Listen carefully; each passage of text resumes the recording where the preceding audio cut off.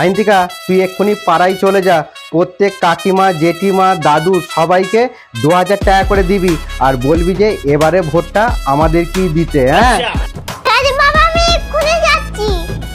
হ্যাঁ গো, তুমি প্রত্যেক বছর এত এত টাকা বিলাচ্ছ, কোনোদিন তো মন্ত্রীও হতে পারছো না আর এমএলএও হতে পারছো না।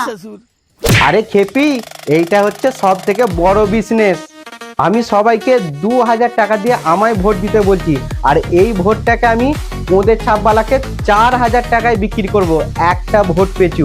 তার মানে 5 লাখ ভোটেতে 10 লাখ টাকা ইনভেস্ট করছি, আর আমি ওদের ছাপবালার কাছ থেকে একটা ভোট পেছু 4000 টাকা করে নেবো।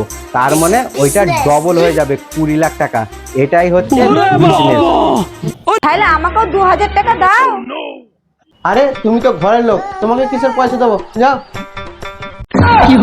2000 টাকা চোখ করে দে, আমি 1700 টাকাটা লস করতে পারবো না। ও তো দেবে একবার, আমি মাসে মাসে 1700 টাকা করে পাবো।